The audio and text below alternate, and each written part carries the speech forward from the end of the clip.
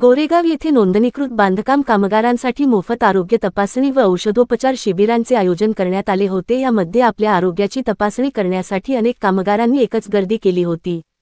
इमारत व इतर बांधकाम कामगारांना शासनाकडून विविध योजनेचा लाभ दिला जात आहे। त्यामध्ये महत्त्वाचे म्हणजे सर्व बांधकाम कामगार आणि कुटुंबातील सर्व सदस्यांना आरोग्य सेवा मोफत दिली जात आहे।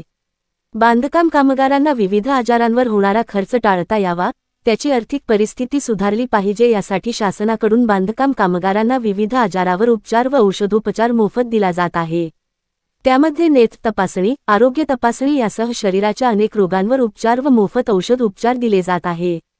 जुलै 11 शुक्रवार रोजी गोरेगाव येथील श्री साई हॉस्पिटल येथे बांधकाम कामगारांसाठी मोफत आरोग्य तपासणी शिबिराचे आयोजन करण्यात आले होते।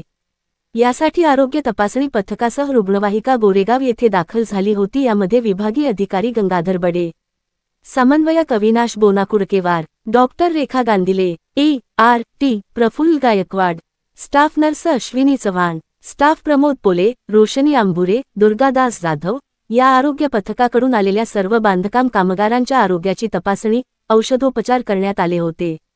तर यापुढेही गोरेगाव येथील डॉक्टर दीपक खिल्लारी यांच्या श्री साई हॉस्पिटल गोरेगाव येथे नोंदणीकृत बांधकाम कामगार आणि कुटुंबातील सर्वांना आरोग्याची तपासणी, उपचार व औषधोपचार केले जाणार आहे। यावेळी बांधकाम कामगारांनी कोणतेही आजार, उपचार घेण्यासाठी गोरेगाव येथील श्री साई हॉस्पिटलमध्ये येताना पावती किंवा बांधकाम कामगार आरोग्य कार्ड घेऊन यावे आणि मोफत उपचाराचा लाभ घ्यावा असे आवाहन डॉक्टर दीपक खिल्लारी यांनी केले आहे।